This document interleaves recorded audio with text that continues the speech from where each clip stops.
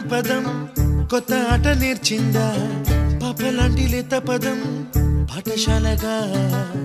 కూనలమ్మ జానపదం పల్లె దాటి వచ్చిందా చవళిల జానతనం పాట చూపగా కుంచెలో దాగే చిత్రాలు ఎదురొచ్చేలా అంతటా ఎన్నో వర్ణాలు మంచులో దాగే చైత్రాలు బదులిచ్చేలా